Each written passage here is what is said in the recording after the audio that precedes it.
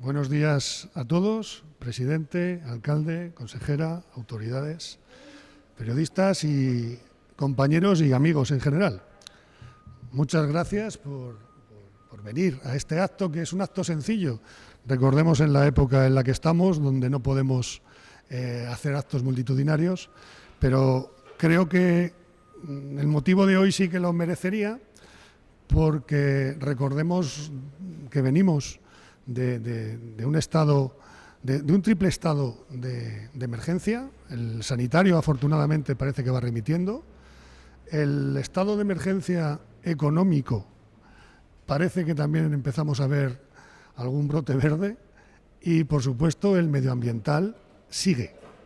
El estado de emergencia medioambiental sigue y eso es un poco las actuaciones que todo lo que Fertinagro, Biotec y Therbalis en general estamos embarcados en cumplir con las exigencias que todos los consumidores y la sociedad en general está demandando. Son producciones mucho más ecológicas, sostenibles, y se enmarca dentro de este marco, valga la redundancia, la instalación de biofertilizantes que aquí están viendo. La instalación de biofertilizantes supone, la tecnología de biofertilizantes en general, supone un cambio sustancial en la forma en la que nos alimentamos todos. Hoy, 4.000 millones de habitantes en el planeta, estamos aquí gracias a la utilización de fertilizantes. Sin ellos, la mitad de la población no tendríamos acceso a alimentos y no existiríamos. Pero es cierto que estos fertilizantes también han originado importantes impactos ambientales que todo el sector de la alimentación en general queremos eliminar. Para ello, Fertinagro Biotec lo que hace es investigar y desarrollar para seguir produciendo alimentos por parte de nuestros clientes y nuestras empresas propias de una forma competitiva y, eso sí, teniendo en cuenta las exigencias medioambientales. Eso es la finalidad de los biofertilizantes, donde se utilizan microorganismos de origen natural vivos para favorecer los procesos de desarrollo de los cultivos de forma natural. Los bosques no se fertilizan y crecen. Nosotros tenemos que aprender de la naturaleza para conocer sus mecanismos y así poder aprovecharlos e impactar menos ambientalmente. Esos son los biofertilizantes. Microorganismos vivos que nos ayudan a generar cultivos de una forma económica y sostenible. Nosotros esto siempre lo enmarcamos dentro de un plan estratégico un poco más amplio, donde este cambio lo tenemos que hacer en los próximos 7 años. En 2030 tenemos que estar descarbonizados. Eso lo sabe Therbalis, lo sabe Fertinagro, y por eso invertimos en este tipo de tecnologías. Esta planta es una planta en volumen modesta, pero es la más grande en Europa para fabricar biotecnología para agricultura. Nosotros somos empresa alimentaria que hace sus fertilizantes. Dentro de ello, el primer proceso que hemos puesto en marcha y tratamos de poner en nuestros clientes, dentro de poco, es biofertilizantes para estabilización de purines. Hoy hay un recurso que son los purines, que mal manejados, si creemos que los purines es un fertilizante, no es así. Los purines hay que equilibrarlos para que sean fertilizante. Al menos es una materia prima, pero no es un fertilizante en sí, por tanto hay que trabajar en ellos para que se conviertan en un buen fertilizante. Para eso, Fertinagro Biotec en esta instalación produce 2 componentes muy necesarios para la estabilización y la eficiencia en la utilización de purines. Uno es un microorganismo que estabiliza la emisión de amoníaco, la evita dentro de la granja. Posteriormente, una vez evitada esa emisión de amoníaco dentro de la granja, se estabiliza el purín en las balsas y, por último, se utiliza un bioestimulante para que se aproveche un 30% más del purín que lo que hoy se hace. Este es el primer desarrollo y sirva de ejemplo para lo que pueden hacer los biofertilizantes o los microorganismos en la nueva transición alimentaria. Estamos inmersos en ello. Se habla de la transición energética, no se habla de la transición alimentaria, pero creo que Aragón, que ya lidera en muchos aspectos de determinados sectores, entre ellos la transición energética, creo que la transición alimentaria es nuestro deber.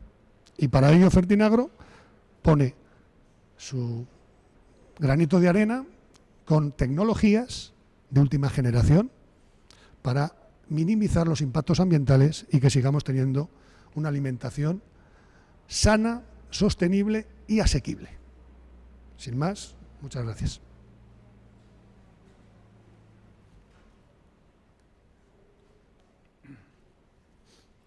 Buenos días. Creo que es ocioso que insista mucho ante todos ustedes en que adviertan que están visitando una planta, Fertinagro Biotech, perteneciente al grupo Tervalis, y que están, por tanto, ante uno de los actores económicos más importantes de la Comunidad Autónoma de Aragón en el presente y lo será cada día más en el futuro. Y están ustedes seguramente ante la empresa, ante el grupo más capaz de aportar innovación y más capaz de todos los de Aragón de conectar con las prioridades de la nueva economía, de la llamada economía verde, de conectar con la transición ecológica, con la resiliencia, con la transición digital, es decir, de llevar a nuestra economía a los parámetros y a los estándares de lo que van a ser los países, de lo que van a ser los sistemas más competitivos del siglo XXI. Y eso quiere decir, y perdona en tu modestia que hable en estos términos, querido amigo generoso, eso quiere decir que están ustedes ante uno de los empresarios más importantes de la Comunidad Autónoma de Aragón y yo me atrevería a decir que en muchos aspectos de España, porque se ha hablado poco en la comunidad de la actividad que esta empresa, que Generoso y su gente, sus magníficos equipos de gente, están desarrollando en el continente africano. Esta es una dimensión de la que se ha hablado poco. Seguramente otras comunidades autónomas, si tuvieran este privilegio, presumirían más de ello. Aquí somos como somos, pero lo cierto es que el trabajo que está empezando a desarrollar Tervalis, que está empezando a desarrollar Fertinagro, para hacer poco a poco competitivas las economías africanas, haciéndoles quemar etapas rápidas para instalarse en la modernidad, es un trabajo en el que en el futuro tendremos que insistir porque nos producirá también muchos motivos de orgullo. Fíjense, saben ustedes, porque nos hemos visto en muchas ruedas de prensa de Zaragoza, saben ustedes que Aragón, de la mano de Maite Pérez, de la consejera de Presidencia, ha trabajado en los últimos meses en el estímulo de proyectos, de ideas por parte de las empresas de la comunidad de cara a obtener fondos europeos para acelerar, no digo yo para realizar, para acelerar sus proyectos de modernización.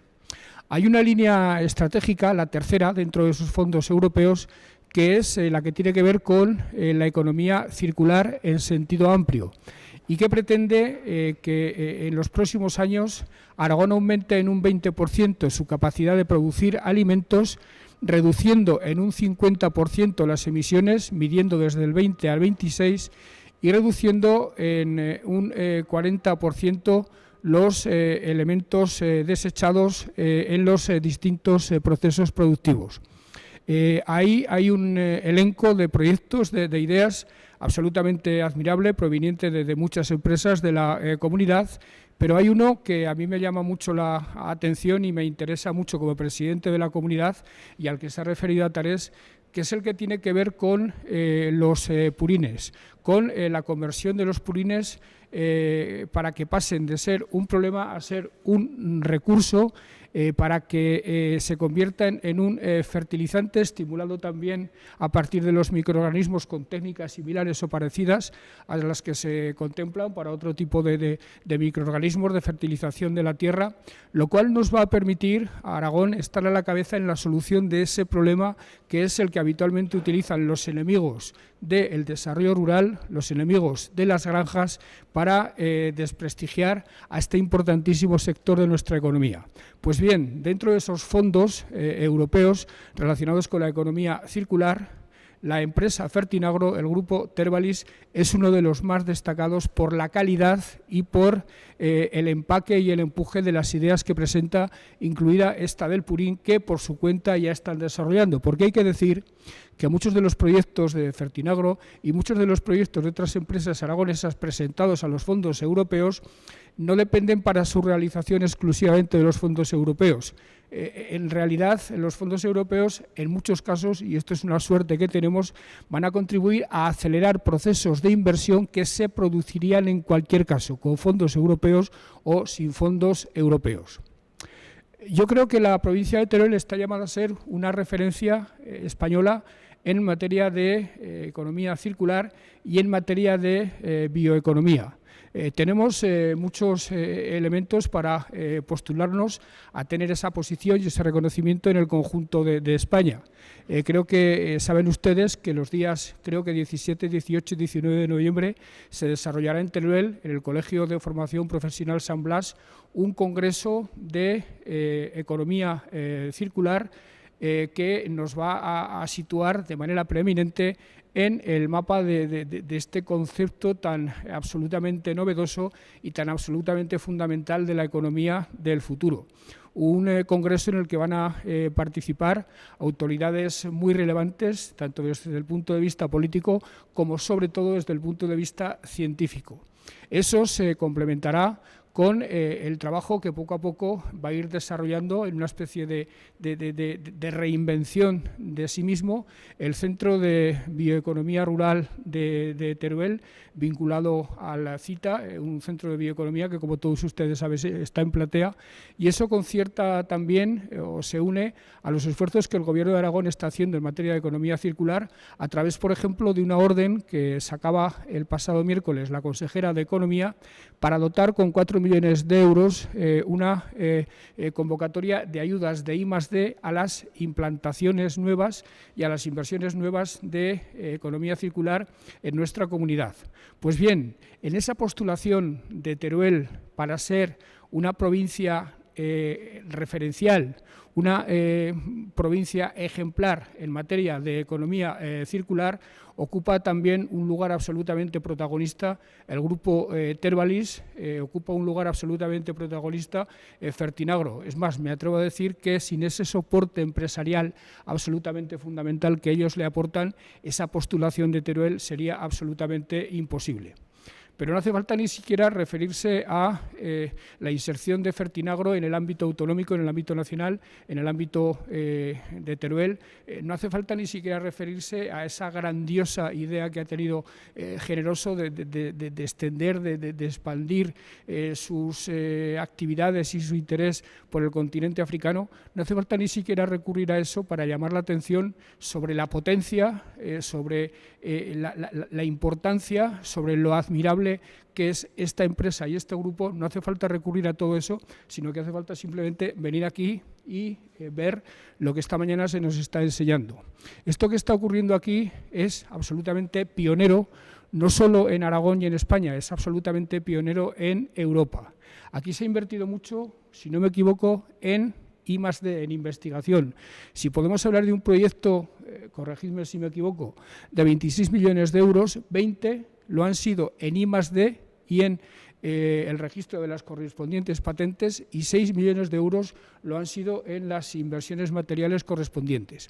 Aquí, si no me equivoco, y corregidme también, se producirán en torno a 5.000 toneladas de biofertilizantes, y poco a poco desde aquí se irradiará esa capacidad de cambio radical de la fertilización de la tierra, de fertilizaciones absolutamente inconvenientes desde el punto de vista medioambiental a sistemas de fertilización absolutamente ajustados a las nuevas exigencias que nos impone el cambio climático. De aquí se irradiará hacia las 28 empresas de fertilizantes que el grupo tiene en toda Europa. Por tanto, lo que están viendo ustedes aquí esta mañana es algo que hay que definir y que hay que enunciar con palabras mayores. Y esto es algo que es bueno que lo sepan ustedes, es bueno que lo sepamos nosotros y actuemos en consecuencia como administración, como poderes públicos, pero es bueno que lo supieran también todos los aragoneses. Es bueno que los aragoneses, a la hora de admirar, a la hora de rendir tributo de admiración a las cosas que van ocurriendo en el presente y en el mundo, sepan que aquí en Teruel está ocurriendo esto que es de primerísima importancia a nivel nacional e internacional, y sepan en definitiva que el mejor verbo que se le puede aplicar al sustantivo Teruel es el de que funciona, que Teruel, afortunadamente para Aragón y para España, es una provincia que desde el punto de vista social, desde el punto de vista económico y desde el punto de vista institucional funciona.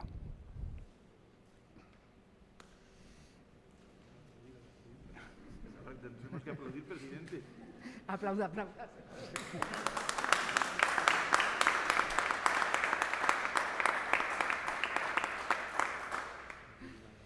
Me gustaría saber, una investigación como la que ustedes están haciendo con los purines, más o menos cuánto tiempo se tarda o se va a tardar en convertir al purín de un problema en una solución.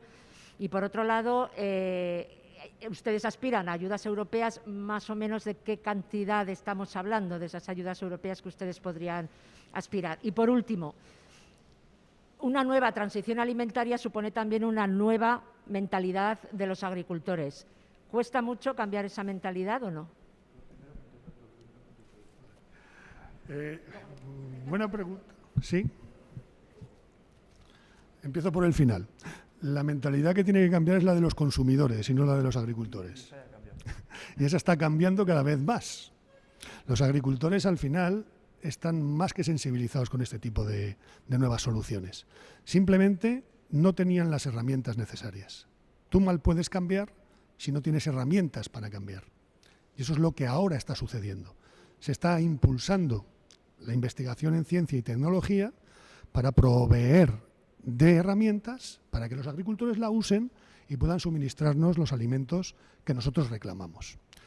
En cuanto a las ayudas europeas, me gustaría hacer una pequeña retrospectiva. Nosotros, antes del Plan de Recuperación, Resiliencia o los Next Gen, ya participamos en convocatorias de investigación y desarrollo de Europa. Concretamente, Fertinagro tiene 7 proyectos del Horizon 2020, es decir, nosotros ya representamos liderazgo en investigación y desarrollo de soluciones. Hace 2 años nos dieron un proyecto europeo del Horizon 2020 que se llama Fertimanure, que es para minimizar el impacto ambiental de todos los purines europeos. Estos proyectos de investigación suelen tener 4 años de duración y lo que haces después es poner en marcha las instalaciones productivas. Nosotros hemos tardado casi 2 años en poner en marcha la tecnología que plasma la investigación. Y ahora, por supuesto, ahora hay que democratizar las tecnologías para que se usen en todo momento de una forma asequible y ponerlas en el mercado. Esto nos gustaría ser más rápido, pero al menos 3 años, 4 años, y de esto depende, de nuestra concienciación para adaptarnos a la nueva realidad, por parte de todos. Primero los consumidores, reclamar menos impacto ambiental en nuestros alimentos. Todo lo demás, ya hay tecnología para ello.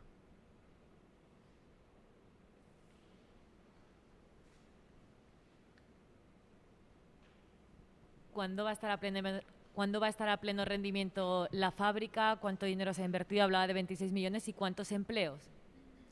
Ahora mismo la idea es que son tres etapas. Ponemos en marcha ahora la tercera etapa. En febrero del 22 estará ya a un 100% de capacidad productiva. Ahora mismo estamos a un 40, a un 50. Empleos, estimamos, pero esto es difícil porque afortunadamente cada vez nos salen nuevos retos y por tanto tenemos que seguir avanzando en la creación de empleo, ¿no? Pero estimamos que unas 25 personas solo en esta unidad, que ya completarían las 75, que es en todo el centro de Utrillas, y actualmente ya hay trabajando 15 personas. Es decir, 15 ya están trabajando en esta unidad y de aquí a febrero del 22 esperamos unas 10 más, para un total de 25 solo en esta unidad productiva. Sí. Sí, sí. De hecho, la parte de investigación es fundamental porque tú siempre tienes que estar descubriendo nuevos recursos biológicos, después se pone en marcha en estos bioreactores y, por último, en las zonas de envasado y expedición de producto final, que están aquí contiguas, ya sale hacia el mercado.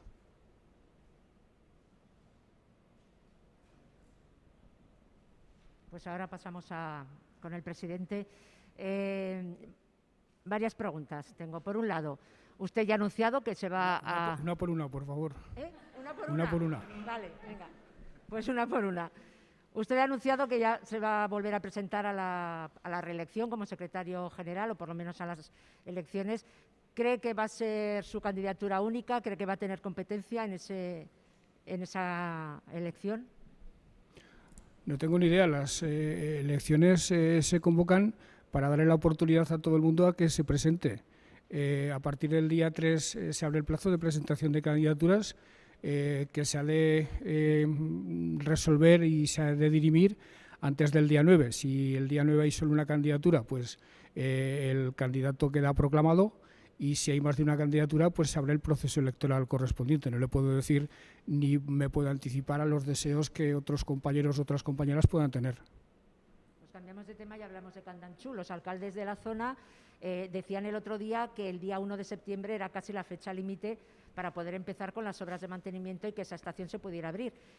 ¿Hay algún avance en las negociaciones? ¿Se puede decir si Candanchú va a abrir o no la próxima temporada? ¿El Gobierno de Aragón va a ayudar de alguna manera? El Gobierno de Aragón tiene una solución acordada con la Diputación Provincial de Huesca que permitiría a corto plazo poder abrir la estación y a medio y largo plazo poder sanearla y recuperarla para una práctica del esquí que no estuviera interferida por problemas económicos de gestión ni nada por el estilo. Esa propuesta ha de ser aceptada o validada por la empresa, porque no podemos olvidar que este problema no lo ha generado el Gobierno de Aragón y las instituciones. Este problema es un problema de una empresa privada, que es la que es propietaria y gestiona Candanchú. Esa reunión con la empresa se producirá antes del 1 de septiembre con toda seguridad. Esto es a fecha fija, como el fichaje de Mbappé, es decir, no admite ninguna clase de demora y, por tanto, en muy pocos días o muy pocas horas, diría yo, tendremos una solución para esta cuestión. Por otro lado, el Hospital Ernest Lluch de Calatayud, la Asociación de Defensa del Paciente, ha pedido a la Fiscalía que investigue la situación del hospital por la falta de especialistas.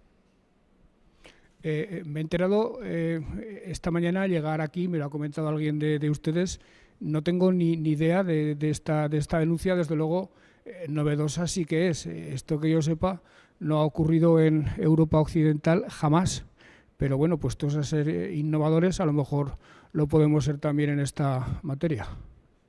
Y por último ya hablamos de las fiestas del Pilar. Este jueves ya sé que hay una reunión y eso es donde se va a decidir.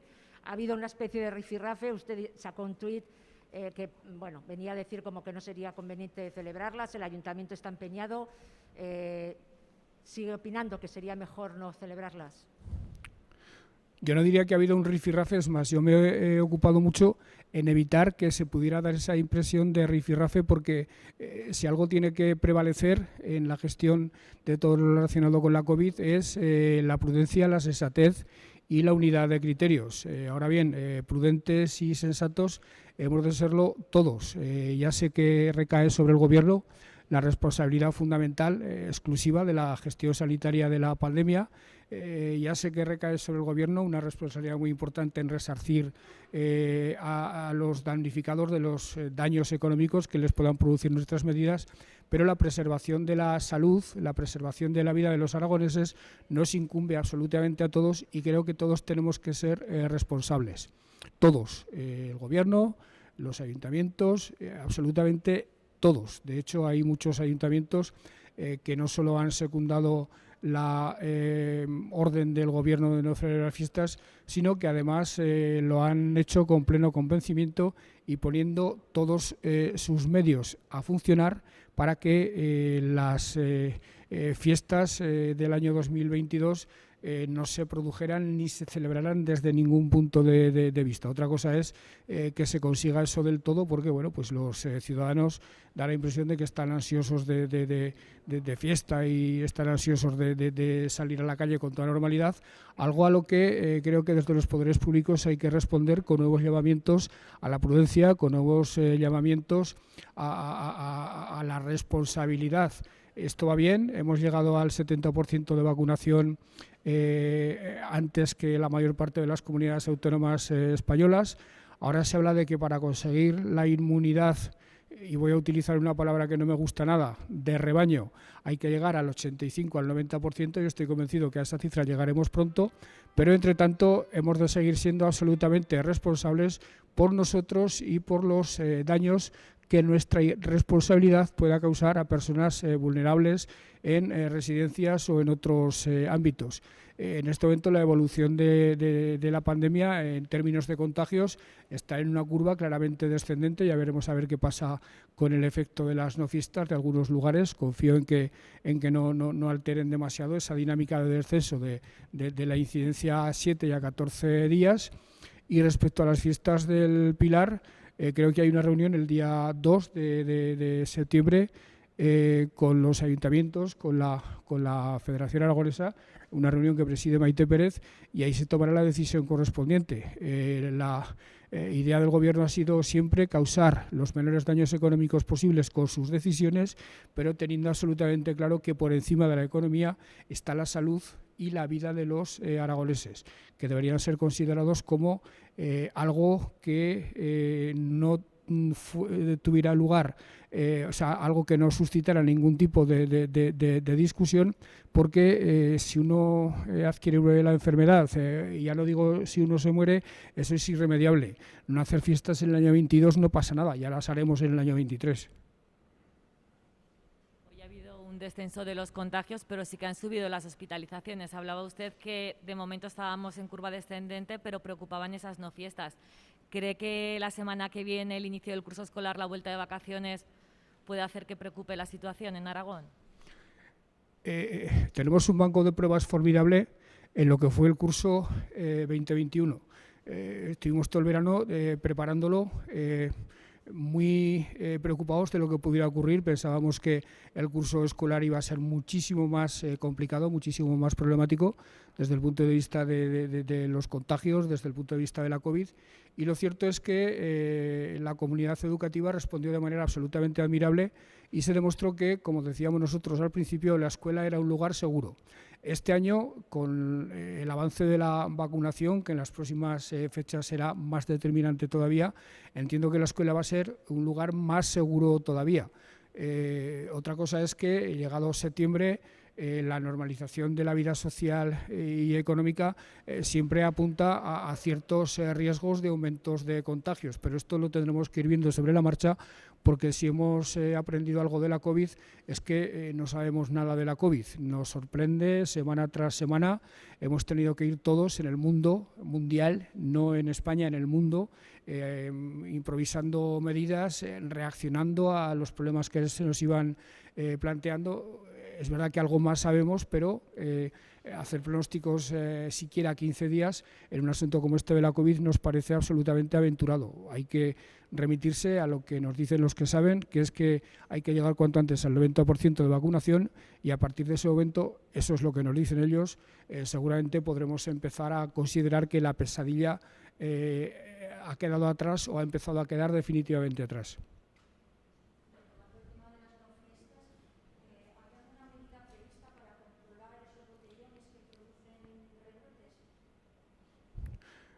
El control de los botellones es responsabilidad de los ayuntamientos, de los que tienen policía local y, por añadidura, responsabilidad del resto de los cuerpos y fuerzas de seguridad que están teniendo un comportamiento admirable a lo largo de la pandemia y que se prestan siempre a colaborar y a ayudar a los ayuntamientos en el control de esas prácticas llamadas botellones, que no diré yo que sean más o menos recomendables en tiempos de normalidad, pero que desde luego en el tiempo actual son un despropósito absoluto que hay que evitar por todos los medios.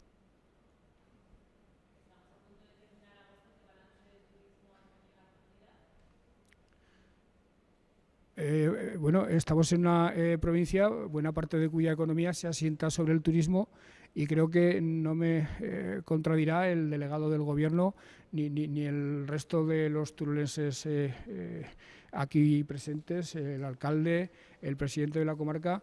Creo que la temporada ha sido magnífica desde cualquier punto de vista.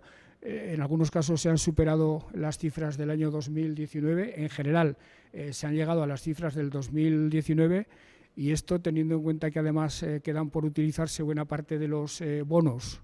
La inmensa mayoría de los bonos quedan por utilizarse, teniendo en cuenta que quedan por llegar, y esto espero que ocurra de manera muy inmediata, las ayudas a los ayuntamientos. Yo creo que va a permitir que al final del año 2021, en general en todos los sectores de la economía, pero fundamentalmente en materia de turismo, signifique una vuelta a la normalidad y una recuperación total. A ver si tenemos suerte con el asunto de la nieve, y esa recuperación sería magnífica.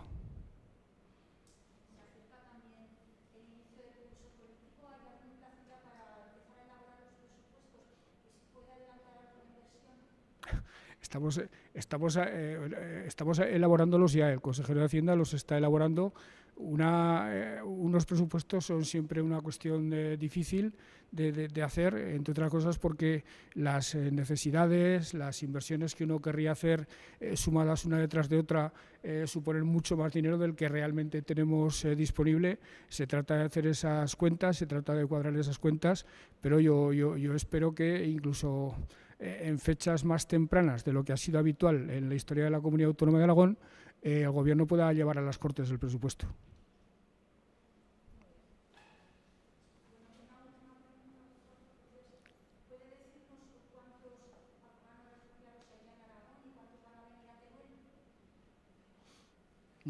No se lo puedo decir. Son 100 y pico los que han llegado a la Comunidad Autónoma de Aragón. Como es lógico, la mayor parte de ellos están en Zaragoza, y la mayor parte de ellos, como es lógico, se quedarán en Zaragoza, pero esto es algo que se gestiona junto con las ONGs correspondientes, que están desarrollando un trabajo admirable bajo la coordinación absoluta del Gobierno de España, y desde luego con la cooperación total del Gobierno de Aragón, que ha demostrado en esta materia una sensibilidad y un saber estar de los que me siento muy orgulloso.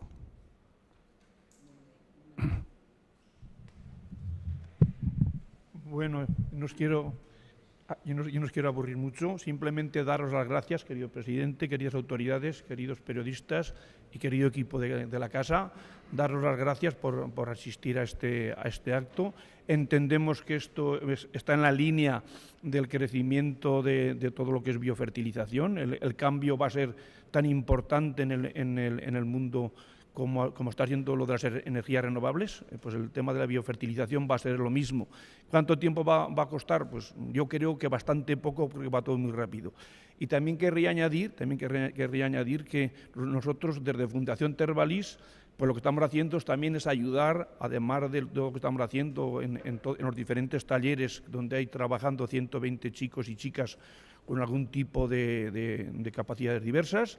Además, también queremos promover un tema que va también en esta línea. Queremos hacer unos viveros para poder producir plantas, para que en la provincia de Teruel se puedan hacer grandes plantaciones, tanto con grandes empresas como con asociaciones y ayuntamientos, para poder captar CO2, que todo esto va también en la línea de combatir todo el problema del cambio climático y además crear algo como 50 empleos más en estos diferentes talleres desde la Fundación.